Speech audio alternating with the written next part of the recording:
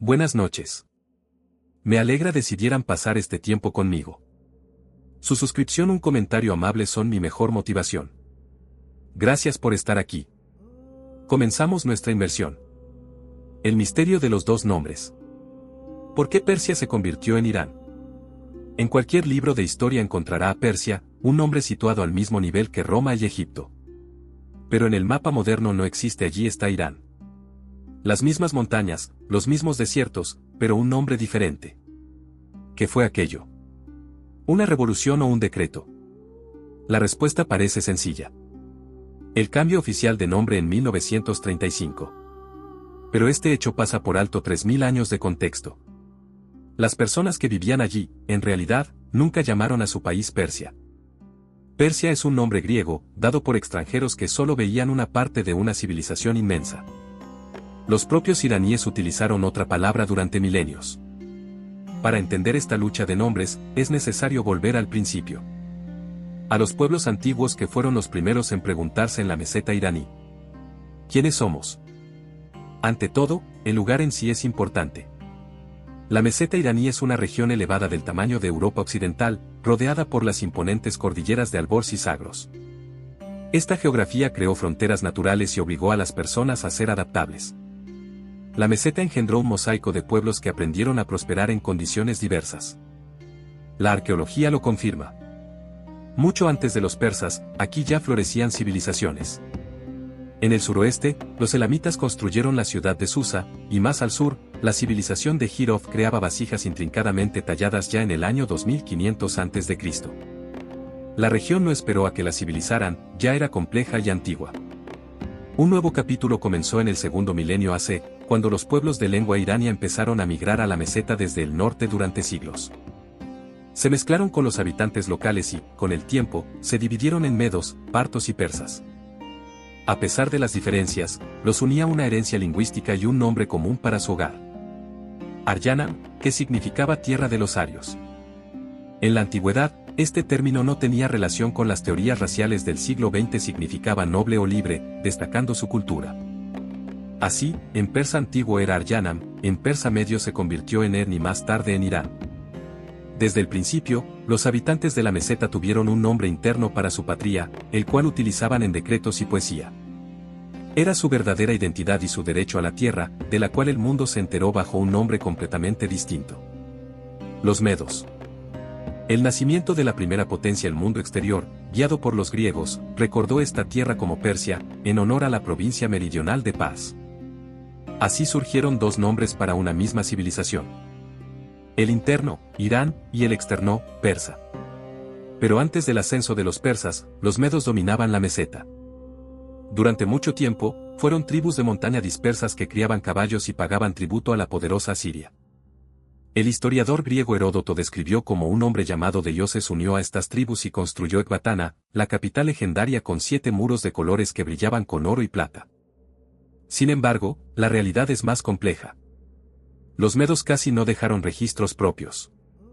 Todo lo que sabemos proviene de sus enemigos o de historiadores posteriores. La arqueología encuentra restos de asentamientos en Hamadán, pero no confirma el mito de los muros resplandecientes. Los estudiosos aún debaten si Media fue un imperio centralizado o solo una poderosa alianza de tribus. Pero un acontecimiento es indiscutible. En el año 612 a.C., los medos, bajo el liderazgo del rey Ciaxares, formaron una alianza con Babilonia para acabar con la tiranía asiria. Sitiaron Nínive, el corazón de un imperio que parecía eterno. 3 meses después, la ciudad cayó y el rey asirio murió en el incendio de su palacio. La potencia más grande del mundo se derrumbó con tal rapidez que el recuerdo de sus horrores se desvaneció pronto. Los medos reclamaron derechos sobre vastos territorios, desde Anatolia hasta las montañas de Zagros. De repente, las tribus de montaña de ayer se convirtieron en una gran fuerza que los vecinos estaban obligados a respetar y temer. Fue el primer paso hacia la grandeza que el mundo más tarde llamaría imperial. ¿La herencia de los arios y la rebelión de Ciro, como llamaban los medos a su reino? Aunque no quedan documentos, la lingüística y las fuentes persas apuntan al mismo nombre. La tierra de los arios. Compartían una herencia común con otros pueblos iranios. Hablaban lenguas afines y veneraban a dioses similares. Los griegos, que apenas distinguían a los pueblos orientales, a menudo confundían a los medos con los persas, viéndolos solo como bárbaros de las misteriosas tierras de Oriente. La potencia meda floreció durante unos 70 años. Sabemos poco de su estructura interna, pero es probable que fueran precisamente los medos quienes sentaran las bases del futuro sistema persa. Los rituales palaciegos, el uso de la lengua elamita y la división en satrapías. Uno de los grupos vasallos de Media eran los persas, que vivían en la región de Pars, la Pérside griega, el actual Fars. Los imperios basados en alianzas tribales son inestables y dependen de la autoridad del líder. Alrededor del año 550 a.C., el rey persa Ciro, que gobernaba en Ansán, decidió desafiar a su abuelo, el rey medo Astiages. No conocemos la causa exacta. Si fueron los tributos excesivos, las ambiciones de Ciro o las intrigas palaciegas descritas por Heródoto. La rebelión comenzó en el año 553 a.C. Cuando Astiages envió un ejército para sofocar la revuelta, gran parte de este se pasó al bando de Ciro. Para el año 550 a.C., Ciro capturó Ecbatana y se proclamó gobernante de las tierras de Media. Es precisamente en este momento cuando Persia entra en la historia mundial. Los griegos, al escuchar el autónimo de la región, persa, lo convirtieron en Persis. Para el mundo occidental, todo el inmenso estado de Ciro, que unió a medos, babilonios y elamitas, pasó a llamarse Persia simplemente porque la nueva dinastía procedía de Pars. Este nombre externo se fijó en la conciencia de los europeos durante 2 milenios y medio, aunque el propio Ciro solo estaba comenzando su camino. El impulso militar que creó exigía nuevas victorias y nuevas tierras. Ciro el Grande y el nacimiento del imperio era necesario demostrar el poder de su autoridad a los nuevos súbditos y mostrar su fuerza a los vecinos. Ciro no se detuvo. En una década conquistó Lidia y avanzó hacia Asia Central. Pero en el año 539 a.C., ocurrió un suceso que lo convirtió en leyenda. Tomó Babilonia, antiguo símbolo de grandeza con muros inexpugnables, casi sin luchar. Los habitantes lo recibieron como a un libertador. El símbolo de esta victoria fue el cilindro de Ciro, un manifiesto de arcilla que a menudo se califica como la primera declaración de derechos humanos. Ciro anunció que restauraría los templos abandonados y devolvería a los pueblos desplazados a su patria. Su acto más famoso fue la liberación de los judíos, a quienes permitió reconstruir el templo en Jerusalén. ¿Fue Ciro un humanista sincero o un estratega astuto? Probablemente ambas cosas. Comprendía que un imperio funciona mejor cuando la gente siente pertenencia en lugar de opresión. Aquí el dualismo de los nombres se manifestó plenamente. Mientras los griegos llamaban a su reino Persia, el propio Ciro y sus sucesores utilizaban en las inscripciones, desde las rocas de Beistún hasta los palacios de Persépolis, variaciones del nombre Aryanam, la tierra de los pueblos iranios. Persia se convirtió en la etiqueta externa para Occidente, mientras que Irán siguió siendo el nombre interno para quienes vivían allí. Imagine Persépolis en su apogeo. Durante la festividad de Nowruz, procesiones de decenas de naciones subían por las escaleras. Bactrianos con camellos, lidios con oro, egipcios con sus vestimentas. Era una declaración de que el imperio no era simplemente una dictadura, sino una asamblea de pueblos bajo el mando del Rey de Reyes, que conservaban su identidad. Darío completó el diseño de este gran plan. No era hijo de Ciro, sino que llegó al poder tras una saga casi cinematográfica de conspiraciones y suplantadores. Su versión de los hechos, grabada en piedra, fijó para siempre la imagen de un imperio que se veía a sí mismo como la cumbre de la civilización irania. Conclusión. 2 nombres y 2 perspectivas crearon una tensión que, durante 2500 años, definió nuestro recuerdo de esta civilización. Darío I. El ingeniero del imperio. La llegada de Darío al poder estuvo rodeada de misterio, pero su verdadera grandeza se manifestó en la gestión. Convirtió un estado conquistador amorfo en un mecanismo global impecable. Darío dividió el imperio en satrapías. Provincias cuyas fronteras respetaban las antiguas regiones culturales. Para que los gobernadores no abusaran del poder, implantó el sistema de los ojos y oídos del rey, inspectores reales que le informaban personalmente.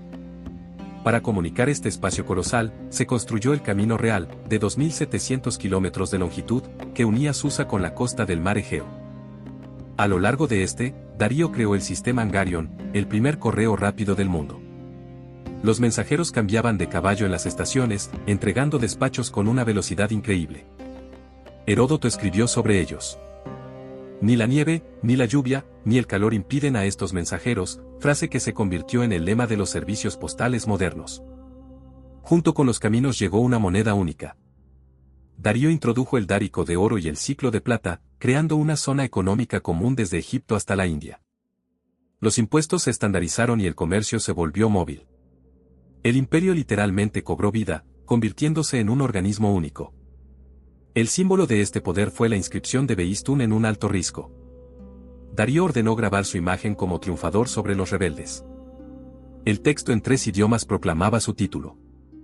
Darío el Rey, Rey de Reyes, Rey de países habitados por hombres de toda clase. Era el manifiesto de un gobernante que no solo había conquistado el mundo, sino que también había sabido ordenarlo. Choque de mundos. La Persia de Darío frente a la Grecia de Heródoto. La inscripción de Behistún de Darío es tanto una crónica como una propaganda del poder. En ella, el rey enumera su linaje, alaba al dios Ahura Mazda y afirma que restauró el orden castigando a los mentirosos rebeldes. Durante siglos, esta inscripción recordó a los viajeros que la fuerza real emanaba del centro iranio. Sin embargo, mientras los aqueménidas construían un imperio universal, en el oeste los griegos escribían su propia historia, la que definiría la memoria mundial durante milenios. Bajo Darío, la frontera persa alcanzó el mar Egeo. La revuelta jónica arrastró a Grecia a la órbita de influencia del Rey de Reyes, y en el año 490 a.C., los persas desembarcaron en Maratón. Para los atenienses, la victoria en esta batalla se convirtió en el símbolo del triunfo de los ciudadanos libres sobre el autócrata oriental. 10 años después, el conflicto se recrudeció con Jerjes. Las Termópilas, Salamina y Platea se transformaron en los mitos fundacionales de Occidente. Para los aqueménidas, estos no fueron más que escaramuzas fronterizas en una periferia lejana, pero para los griegos fue una lucha existencial. Fueron ellos quienes escribieron los libros que Europa estudió durante siglos. Heródoto, el padre de la historia, tejió un relato de un mundo donde predominaba Persia. En sus obras, el imperio se definía exclusivamente por el pueblo de Persa, y no por el amplio mundo iranio. Más tarde, los romanos siguieron este ejemplo. Cualquier superpotencia oriental, ya fuera parta o sasánida, se encasillaba bajo la etiqueta de Persia. Así surgió el triángulo histórico. Grecia, Roma y Persia como encarnación de Oriente. La ironía reside en que, dentro del propio imperio, la visión del poder era distinta. Darío se consideraba rey de todos los pueblos. Los relieves de Persépolis muestran delegaciones de medos, egipcios e indios con sus trajes nacionales. El funcionario persa no los lleva encadenados, sino que a menudo los conduce de la mano. Era la imagen no solo de un grupo dominante, sino de una asamblea armoniosa de múltiples naciones bajo la protección del centro iranio. El ocaso de los aqueménidas y las llamas de Persépolis. En la cosmovisión de los aqueménidas, la corte de Persépolis no era solo una capital, sino el eje del mundo. El imperio era un mosaico de múltiples capas. Los armenios servían como generales, los babilonios como escribas y los egipcios gestionaban las finanzas. Llamar a esto Persia significa mirar a través de la estrecha lente griega, centrada en las guerras fronterizas. Desde dentro, era un cosmos multinacional bajo liderazgo iranio. Sin embargo, el orden construido por Darío no fue eterno. En el siglo IV a.C., apareció en el oeste Alejandro, un joven rey criado con las historias del heroísmo griego. Decidió llevar la guerra al corazón mismo del imperio que una vez había amenazado su mundo. Alejandro no solo heredó las satrapías de Darío, sino también el ansia de saldar cuentas por Maratón y Salamina. En el año 334 a.C., cruzó el Helesponto con una punta de lanza altamente cualificada de 40.000 hombres. En las grandes batallas de Isos y Gaugamela, la estructura imperial de los aqueménidas no pudo responder de forma coordinada. Los sátrapas lucharon de forma dispersa y las intrigas palaciegas minaron la unidad. Alejandro se movía más rápido de lo que la burocracia podía reaccionar. Pronto Darío III murió huyendo, y las grandes capitales, Babilonia, Susa, Ecbatana, abrieron sus puertas al conquistador. En el año 330 a.C., Alejandro entró en Persépolis. Lo que ocurrió después está envuelto en leyendas. Según una versión, durante un banquete de embriaguez, ordenó impulsivamente incendiar el palacio en venganza por el incendio de Atenas por parte de Jerjes. Según otra, fue un gesto calculado que simbolizaba el colapso del antiguo orden. Persépolis ardió. Los techos se desplomaron, las vigas pintadas se convirtieron en ceniza y los relieves de piedra quedaron ennegrecidos por el fuego. Pero Alejandro no quería simplemente destruir a Persia, quería heredarla. Tras su victoria, comenzó a presentarse como el sucesor de Darío. Adoptó los rituales palaciegos, vistió ropajes iranios y se casó con la aristócrata bactriana Roxana. Organizó bodas masivas de sus oficiales con mujeres iranias, intentando fundir dos mundos en uno solo. Alejandro destruyó el Estado, pero la idea iraní que yacía en su base resultó ser más fuerte que el fuego. La época de los Seleucidas. Fachada griega y corazón iraní. Alejandro conservó el sistema de satrapías, dejando a menudo a los nobles persas locales en altos cargos.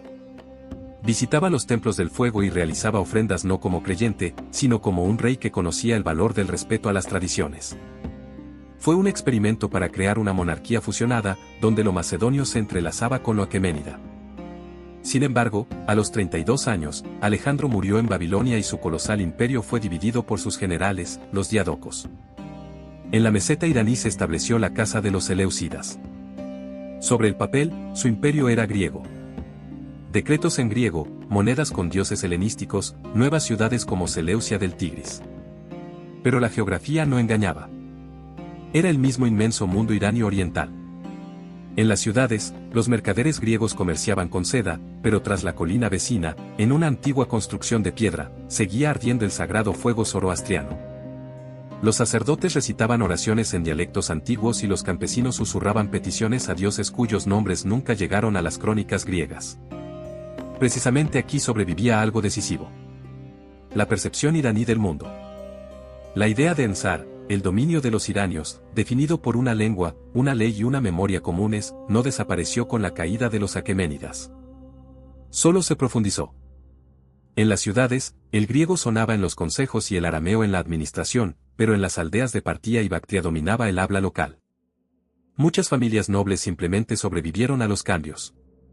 Sirvieron a Ciro, luego a Alejandro y ahora a los Seleucidas. Los nombres arriba cambiaban, pero las estructuras profundas, la propiedad de la tierra y la fe, permanecían intactas. El periodo Seleucida se convirtió en un palimpsesto.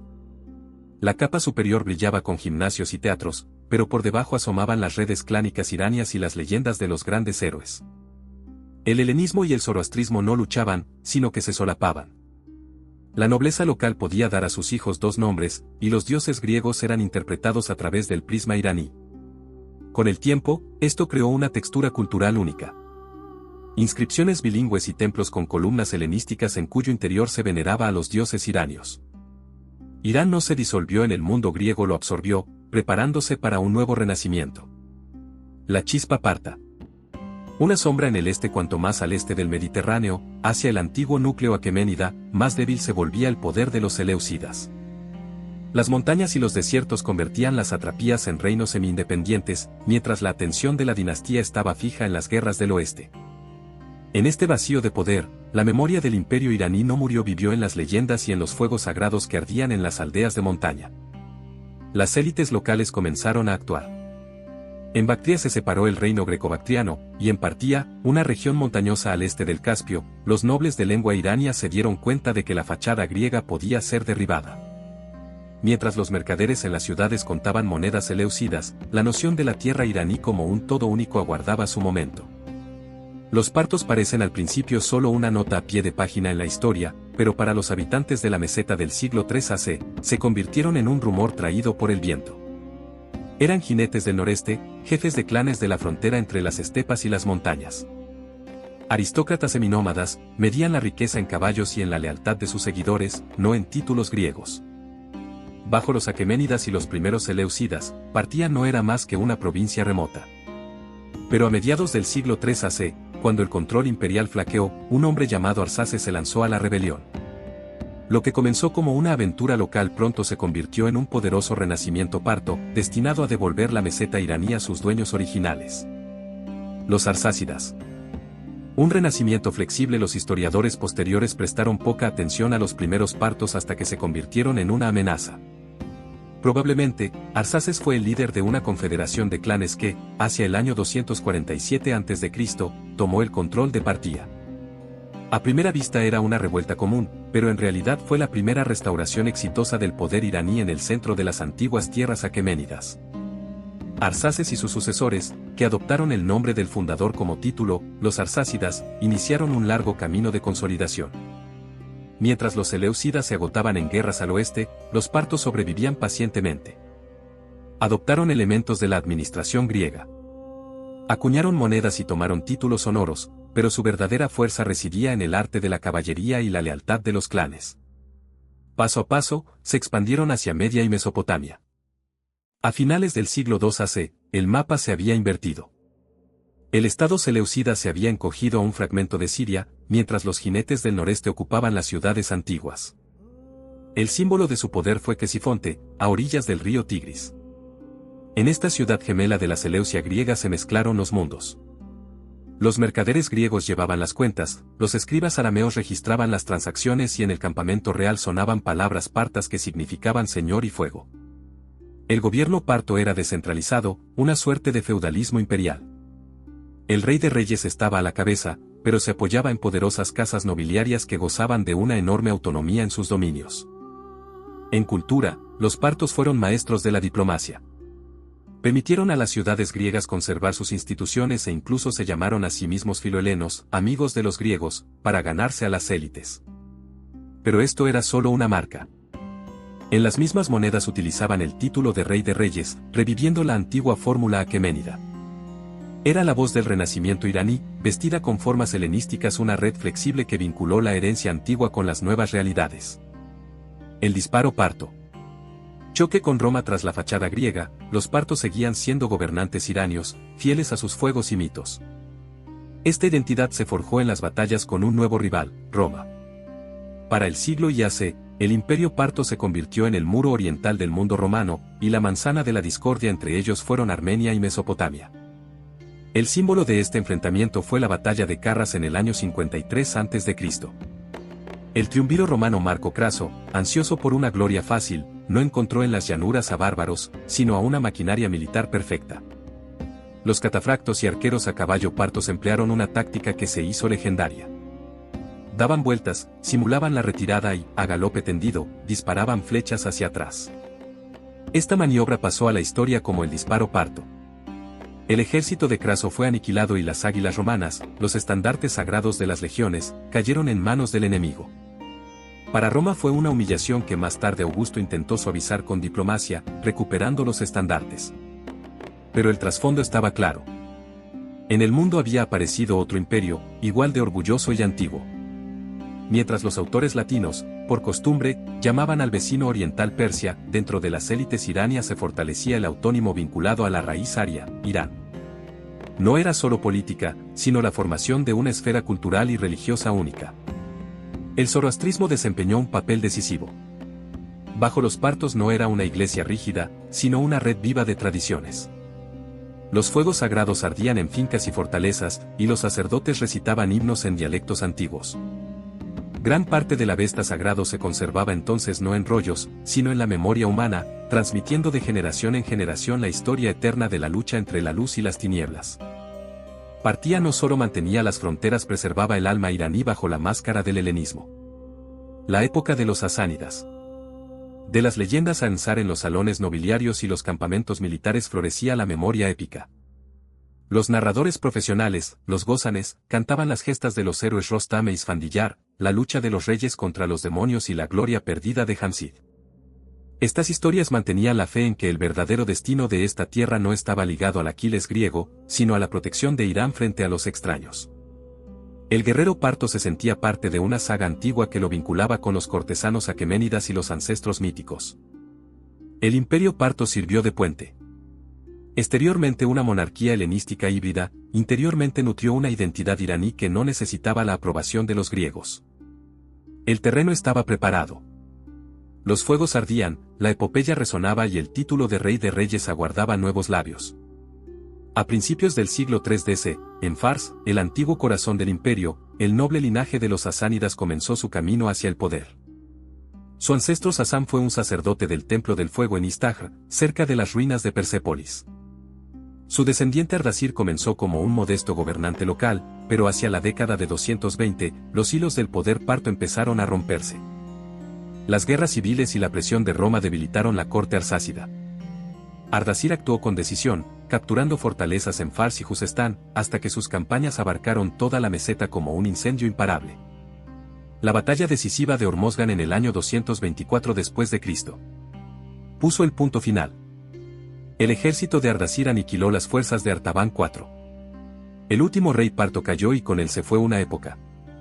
La nueva dinastía no trajo solo un cambio de poder, sino una idea clara que grabaría en las rocas. Ensar, el reino de Irán. Desde ese momento, Irán dejó de ser solo un sentimiento para convertirse en el nombre oficial de una gran potencia. Sobre las ruinas del poder parto creció algo más que una nueva casa. Ardashir pensaba en categorías de eternidad. Adoptó el título de Sansá de Irán, sacando oficialmente la antigua palabra en de las canciones populares y las oraciones para llevarla al lenguaje de la alta política. Para los sasánidas, Irán no era solo un sentimiento, sino un territorio y un derecho. En la antigua necrópolis de Naxer-Rustam, justo bajo las tumbas de los grandes aqueménidas, Ardashir ordenó grabar su historia. En un relieve monumental, el rey a caballo recibe la corona de manos del dios supremo Ahura Mazda. Bajo las pezuñas de sus caballos yacen los enemigos derrotados. El último rey parto y el demonio Ahriman. El mensaje era claro. La entronización de los sasánidas era la purificación del mundo y la restauración del orden sagrado en favor de Irán. El hijo de Ardashir, Sapuri, expandió estas fronteras. No se consideraba un socio menor de Roma, sino que hablaba con ella de igual a igual o como vencedor. En el mismo Naxer-Rustam, Sapur inmortalizó un triunfo que griegos y romanos recordaban con horror. En el relieve, el emperador romano Valeriano aparece arrodillado ante el jinete sasánida. En el año 260 después de Cristo, Sapur hizo lo imposible. Tomó al emperador prisionero con vida. En la cabaña de Zoroastro, Sapur enumeró las provincias de Ensar. Desde Mesopotamia hasta el Cáucaso y Sogdiana. Ya no era simplemente un mosaico de pueblos, sino un Irán íntegro. Los sasánidas comenzaron a construir un estado ideológicamente unido, cuyo núcleo fue el zoroastrismo. Bajo los sasánidas, la fe se transformó en una poderosa estructura estatal con una jerarquía de sacerdotes. El sumo sacerdote, el Mobad de Mobads, estaba casi al mismo nivel que el rey. Fue entonces cuando los himnos sagrados orales de la Avesta comenzaron a sistematizarse y escribirse con un alfabeto creado especialmente para ello. Ser parte de Irán significaba ahora estar ante los fuegos sagrados de Ahura Mazda y participar en el gran drama cósmico. La defensa de la verdad frente a la mentira. A pesar de la presencia de judíos y cristianos, la imagen oficial del imperio seguía siendo zoroastriana. Pero los sasánidas no eran solo guerreros, sino también guardianes de la sabiduría. En la Academia de Gundizapur se mezclaban la medicina griega, la astronomía india y la experiencia iraní. Más tarde, estos conocimientos serían la base del florecimiento científico del mundo islámico, pero ya entonces el Estado se veía a sí mismo como un centro de ilustración. La cultura sasánida penetraba en la vida cotidiana a través de los juegos. Un prototipo indio se transformó aquí en el chatrán, el ancestro del ajedrez, cuyas piezas reflejaban la estructura de la corte sasánida. El Shah, el visir, los elefantes y la caballería. Asimismo, la élite adoraba el Chougan, polo, originalmente un entrenamiento para jinetes. Al mover la pieza del rey o al observar un partido de polo, el mundo moderno entra en contacto con un lejano eco de la estrategia sasánida. En las fronteras continuaba el duelo con Bizancio. Ciudades como Nisibis y Dara cambiaban constantemente de manos. Para Roma, el enemigo era Persia, pero para los reyes sasánidas se trataba de la defensa del sagrado Ensar frente al caos del mundo exterior, Anara. Los sistemas fiscales, los marzbanes, gobernadores, y los templos del fuego todo estaba tejido en la idea de un reino de Irán ordenado. La tradición épica solo reforzaba esta visión. Los relatos de reyes míticos luchando contra enemigos se percibían como una memoria ancestral. La línea entre la leyenda y la política se borraba. El gobernante sasánida se consideraba heredero de héroes cuyas raíces se hundían en tiempos prehistóricos. A principios del siglo VII, las guerras interminables, la peste y los golpes de estado agotaron el imperio. Desde Arabia surgió una nueva fuerza con una nueva religión. Cuando los ejércitos musulmanes entraron en estas tierras, no invadieron una región anónima, sino Ensar. Un mundo cuyos habitantes ya se reconocían a sí mismos como iraníes. La dinastía cayó, pero la palabra grabada en las rocas y cantada en las epopeyas sobrevivió.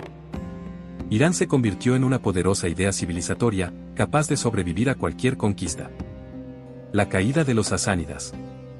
El fin de la dinastía, pero no de Irán. El golpe fue fulminante. Un imperio centenario desapareció en el transcurso de una sola generación. Para las tribus árabes, unidas por una nueva fe, esto no fue el colapso de la eternidad, fue una serie de campañas exitosas en las tierras que los sasánidas llamaban Ensar. El enfrentamiento decisivo ocurrió alrededor del año 636 después de Cristo. En Al-Qadisiyah. El imponente ejército sasánida, con elefantes y caballería pesada, se enfrentó a las fuerzas árabes, que poseían una movilidad asombrosa y un feroz sentido de propósito. El desenlace fue fatal. El ejército de campaña de los persas fue derrotado y la gran capital, Ctesifonte, cayó. Pero Ensar no se rindió instantáneamente. El último rey, el joven Yazdejer III, huyó hacia el este durante años, intentando reunir los restos de la resistencia. Después de la batalla de Nahband, calificada como la victoria de las victorias, las esperanzas de una revancha se hundieron definitivamente.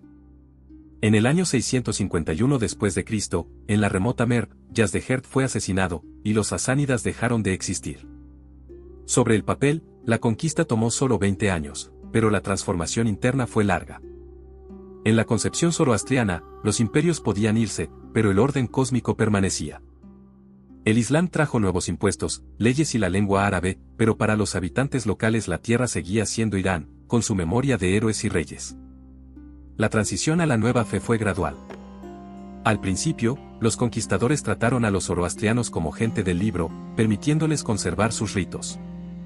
En las aldeas y ciudades, los fuegos sagrados continuaron ardiendo, y las familias sacerdotales transcribieron textos antiguos en un intento desesperado por retener un mundo que se les escapaba. Irán no desapareció. Comenzó a adaptarse a la nueva realidad, conservando su alma a la sombra de los grandes cambios. La adopción del Islam en Irán se produjo por oleadas. Algunos creyeron sinceramente en la nueva comunidad, otros buscaron carreras en el ejército y otros esperaban evitar los impuestos. Generaciones después, las familias zoroastrianas se convirtieron en musulmanas. Los niños memorizaban el Corán, pero en casa seguían hablando en persa y recordando a los antiguos reyes. Los islotes de la antigua fe sobrevivieron solo en Yazd y Fars, convirtiéndose en un recordatorio vivo del pasado preislámico. La transformación también afectó a la lengua. La escritura comprimida del persa medio, Pahlavi, fue sustituida por la caligrafía árabe. Parecía que el persa se disolvería en el árabe, convirtiéndose solo en un dialecto para los mercados. Pero la lengua mostró terquedad. Surgió el neopersa, iraní en su base, pero con las nuevas vestiduras del léxico árabe. Los primeros textos en esta lengua aparecieron bajo las dinastías Amaní y Safarí en los siglos 9 y X. Estos gobernantes eran musulmanes, pero en la poesía y la historia regresaban a sus raíces. En este mismo periodo surgió el movimiento de la Subiyya. Sus partidarios veneraban al profeta, pero rechazaban la superioridad étnica árabe. Afirmaban con audacia: ser musulmán no significa borrar la propia identidad. Se puede ser parte de la umma islámica y, al mismo tiempo, estar orgulloso del refinamiento sasánida y de la etiqueta persa. La herramienta principal de este renacimiento fue Abul Qasim Ferdowsi. A finales del siglo X, se impuso la tarea titánica de reunir mitos, leyendas y crónicas dispersas en un solo poema. Décadas más tarde apareció el Sanamé, el libro de los reyes. 60.000 pareados que se convirtieron en una de las epopeyas más largas del mundo.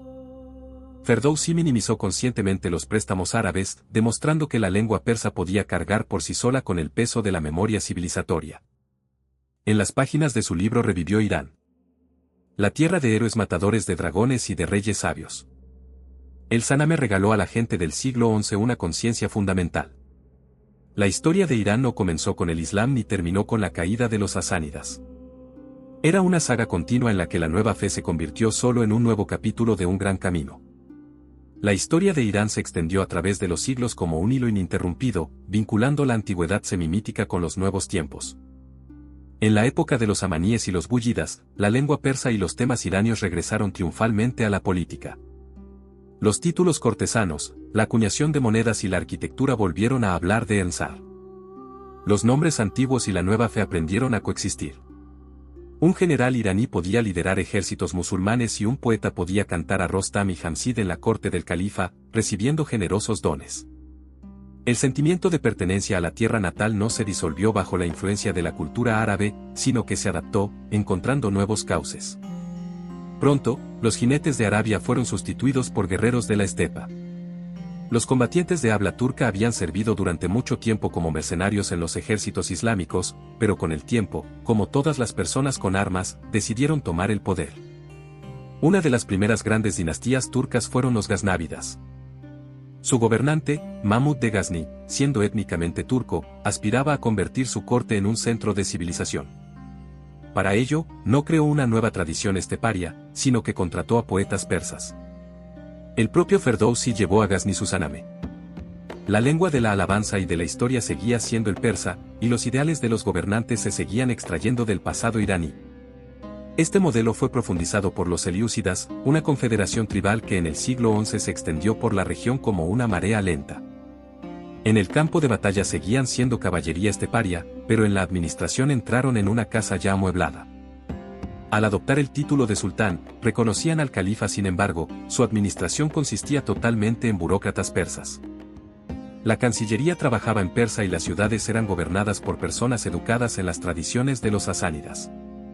El famoso visir Nizam al-Mulk, compatriota de Ferdowsi, se convirtió en un puente vivo entre mundos. En su manual Siyasat-Nama, citaba el Corán, pero señalaba como modelo de justicia a los reyes preislámicos de Irán. Parecía haberse formado una síntesis ideal. El poder militar turco, la mente administrativa persa y la fe islámica. Pero precisamente en el momento de este apogeo, el cielo sobre el imperio se desplomó. La invasión mongola. De las cenizas al compendio de crónicas a principios del siglo XIII, desde las estepas orientales, llegó una nueva fuerza. Los mongoles bajo el mando de Genghis Khan. Un conflicto diplomático con los gobernantes de Corasmia se convirtió en una catástrofe para el mundo iraní. En los años 1219 a 1221, los ejércitos mongoles borraron de la faz de la tierra con una velocidad aterradora Bujará, Samarcanda, Nishapur y Mer. Los cronistas describieron calles cubiertas de cadáveres, bibliotecas quemadas y sistemas de riego destruidos. El daño demográfico fue tal que algunas regiones necesitaron siglos para recuperarse. Parecía que, junto con las ciudades, había muerto la cultura misma. Sin embargo, pronto comenzó a funcionar un mecanismo histórico familiar. Los gobernantes mongoles del Ilkhanato se dieron cuenta de que, para gobernar una sociedad compleja, los arqueros a caballo no eran suficientes. Comenzaron a contratar administradores persas para la recaudación de impuestos y a eruditos locales para la interpretación de las leyes. A finales del siglo XIII, los ilkhanes, empezando por Ghazan Khan, adoptaron el Islam. Los conquistadores no borraron la cultura local, sino que se integraron en ella. El símbolo de esta transformación fue el visir Rashid al-Din, quien supervisó la creación del Jami al-Tawarik, compendio de crónicas. Esta grandiosa obra ilustrada en lengua persa unió las historias de mongoles, iraníes, chinos y europeos en un proyecto único. La corte mongola en Irán se transformó de una tormenta externa en guardiana de la tradición libraría iraní e islámica. Tras la desintegración del Ilkhanato, entró en la escena política Tamerlán, un guerrero turco-mongol de Samarcanda. En el campo de batalla era implacable, dejando tras de sí pirámides de cráneos, pero en sus capitales, Tamerlán y sus sucesores timúridas invirtieron recursos colosales en la ciencia y el arte. Su reinado se convirtió en una época de arquitectura brillante y de letras persas, donde el poder militar estepario se sometió finalmente a la alta cultura iraní. Irán sobrevivió de nuevo, convirtiendo a sus invasores en sus propios protectores. La influencia cultural de los timúridas fue colosal. Bajo ellos, el arte persa alcanzó su punto máximo de refinamiento. Los talleres de Herat y Samarcanda creaban exquisitas miniaturas para el sanamé, los calígrafos convirtieron la escritura en ornamento y los arquitectos erigieron mezquitas y madrasas revestidas con azulejos de color azul cielo. Aunque estas ciudades se encuentran hoy fuera de las fronteras de Irán, entonces eran sus capitales culturales. La élite, aun teniendo raíces esteparias, se veía a sí misma como heredera de la realeza iraní, y los poetas, como Jami, continuaron las tradiciones de Rumi y Hafez, fortaleciendo una voz persa islámica única. En esto residía la paradoja de la época. En los mapas políticos Irán podía desaparecer, dividido entre mongoles, turcos y jefes locales, pero en las mentes y los manuscritos permanecía como un todo único. Un sultán turco en Isfahán encargaba una copia del sanamé donde se retrataba a sí mismo como un rey iraní, y un khan mongol en Tabriz inscribía la historia de su pueblo en la crónica iraní. Los conquistadores entraban en la casa iraní, sin desearlo, empezaban a hablar su lengua, adoptando sus valores e imágenes como propios. A finales del siglo XV, la estepa y la meseta se habían entrelazado definitivamente. Las tribus turcas vagaban por las fronteras, las ciudades persas brillaban con erudición y las órdenes sufíes vinculaban a las comunidades con rituales comunes. En esta atmósfera maduraba una pregunta. ¿Podía aparecer una fuerza que reclamara derechos no solo sobre la cultura, sino sobre la tierra misma? El centro de este proceso fue la orden safavilla. Durante generaciones, sus jeques acumularon influencia entre las tribus de habla turca. Sus seguidores, los quisilbás, cabezas rojas, llevaban gorros rojos con 12 pliegues en honor a los imanes chiíes, mezclando la fe mística con la proeza militar. En 1487, en esta amalgama de piedad sufí y poder tribal, nació un niño llamado Ismail, destinado a reunir a Irán una vez más. Al llegar a la adolescencia, el mundo de Ismail se volvió cruel. Su familia fue asesinada y la orden perseguida. Pasó años en fortalezas de montaña bajo la protección de fieles quisilbás que veían en él a un Mesías. A los 13 años, Ismail bajó de las montañas. Un niño con ojos ardientes a la cabeza de guerreros devotos. En una serie de batallas al cambio del siglo XVI, derrotó a sus rivales y, en 1501, se coronó en Tabriz. No fue solo el comienzo de la dinastía safávida, sino el primer intento en siglos de soldar las tierras de la meseta iraní en una unidad política única, devolviendo a la vida la antigua idea de Irán. En una década y media, sus ejércitos llegaron a Jorasán, Fars y el Cáucaso. A pesar de los enfrentamientos con el Imperio Otomano, el mosaico de principados dispersos fue forjándose paso a paso en la unidad. Hacia 1520, el contorno del Estado comenzó a parecerse a las fronteras del Irán moderno. Sin embargo, el proyecto safávida no se limitó a la geografía. Ismail tomó una decisión que cambió para siempre la identidad del país. Declaró el chiismo duodecimano como religión del Estado. La transición fue brusca y a veces violenta. Los eruditos suníes fueron obligados a cambiar de fe y en las mezquitas empezaron a sonar nuevas oraciones. El paisaje religioso de la meseta se inclinó, convirtiendo una de las sectas en la doctrina oficial del reino. Simultáneamente, al oeste, los otomanos reforzaban la identidad suní. Entre los imperios se trazó una línea, dividida no solo por fortalezas, sino por doctrinas. A lo largo de los siglos XVI y XVII, el derecho y la teología chiíes se sistematizaron, convirtiéndose en la base de la vida iraní. Cuando el polvo se asentó, Irán se presentó con una nueva cualidad. Un estado imperial con mayoría chií y lengua persa, rodeado por potencias suníes. Para comprender a Irán en la cima de su grandeza, es necesario realizar un paseo imaginario por Isfahán en tiempos del Shah Abbas el Grande. A finales del siglo XVI, el estado safávida alcanzó su apogeo cultural y su capital se convirtió en una obra maestra. Imagine la plaza de Naxche Khan, imagen del mundo. De un lado, la cúpula azul de la mezquita del Shah, del otro, el interior ornamentado de la mezquita del jeque Lotfoya. En los bordes resuenan los bazares con alfombras y especias, mientras que los puentes sobre el río Sayanderrut sirven de punto de encuentro para poetas y mercaderes de Venecia, India y Portugal. Isfahán parecía a sus contemporáneos un mundo entero, por lo que recibió el apodo de Nefe-Jan, la mitad del mundo.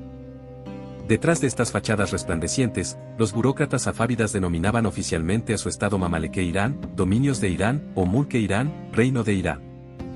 Se apoyaban en las crónicas sasánidas y en la epopeya, buscando revivir la antigua idea de la estatalidad iraní. Sin embargo, en el mundo exterior se mantenía el viejo modelo. Los cartógrafos y diplomáticos europeos seguían hablando de Persia, utilizando el término clásico heredado de los griegos. Dentro de casa, la gente sabía que vivía en Irán, pero por fuera se les llamaba invariablemente persas. Esta doble identidad se arraigó firmemente durante siglos. Hacia el siglo XIX, el mundo seguro de los safávidas había desaparecido, sustituido por la era de la dinastía Qajar. Tras llegar al poder después de décadas de caos, reunieron de nuevo las tierras en un reino único, pero se enfrentaron a una nueva realidad. Los imperios coloniales. En el norte avanzaba imparable Rusia, en el sur, Gran Bretaña. Irán se convirtió en un estado tapón en disputa entre las grandes potencias, y la corte Qajar en Teherán intentaba en vano jugar al mismo nivel. Esto nos lleva al misterio principal. Si los iraníes ya llamaban a su tierra Irán desde hacía miles de años, ¿qué obligó al resto del mundo en el siglo XX a abandonar la palabra Persia? Para responder a esto, es necesario ver cómo el país atravesó una época de debilidad y presión externa hacia las ambiciones de un gobernante de un nuevo tipo, decidido no solo a proteger a Irán, sino a renombrarlo ante los ojos de toda la humanidad. De la humillación al renacimiento. El camino hacia la nación a principios del siglo XIX, Irán vivió una catástrofe militar.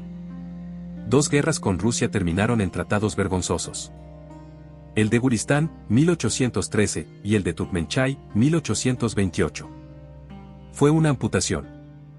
El país perdió para siempre Georgia, Armenia y Azerbaiyán. Mientras Rusia absorbía las tierras del norte, Gran Bretaña se apoderaba del sur mediante préstamos abusivos y concesiones de recursos. Irán se transformaba en un tapón sin derechos entre grandes imperios, y su pueblo acumulaba la amargura de la humillación. En 1890, el vaso de la paciencia se desbordó. El SA cedió a los británicos el monopolio del comercio de tabaco, lo que provocó un boicot nacional. Los comerciantes cerraron sus tiendas y el pueblo dejó de fumar. El SA retrocedió. Fue el primer triunfo de la voz ciudadana. La ira creció hasta convertirse en la Revolución Constitucional de 1905 a 1906. Las multitudes exigían no solo la gracia del rey, sino la ley y un parlamento. Por primera vez entraron en uso palabras como derechos, constitución y nación iraní, Mellate Irán. Irán dejó de ser la propiedad personal de un monarca. Bajo este telón de fondo de turbulencia, en 1921 entró en escena el líder militar Reza Khan. Tras realizar un golpe decisivo, pronto derrocó a la débil dinastía Qajari. En 1925, se coronó como Reza Shah Pahlaví. Inspirado por el ejemplo del reformador turco Atatürk, el nuevo monarca comenzó una modernización acelerada. Reza Shah construyó el gran ferrocarril transiraní, abrió escuelas y universidades laicas, y sustituyó los tribunales religiosos por códigos europeos. Las reformas afectaron incluso a la vestimenta. Los hombres fueron obligados a usar trajes y sombreros europeos, y las mujeres fueron forzadas a quitarse el chador. Para unos fue una liberación largamente esperada, para otros, una agresión chocante contra las tradiciones. El Estado se centralizó rápidamente, preparándose para mostrar al mundo una imagen nueva y moderna de la tierra antigua. Detrás de las reformas de Reza Shah se encontraba un proyecto a gran escala. El renacimiento del orgullo preislámico. El Estado glorificaba a los aqueménidas y sasánidas, restauraba Persépolis y cantaba las alabanzas de los antiguos reyes. Incluso el nombre de la dinastía, Pahlaví, remitía a la lengua de la época sasánida. Irán ya no quería ser simplemente un Estado islámico, se proclamaba heredero de una civilización grandiosa, vistiendo los mitos antiguos con una marca moderna. Sin embargo, para el resto del mundo el país seguía siendo Persia. En 1935, Reza Shah decidió acabar con este exónimo.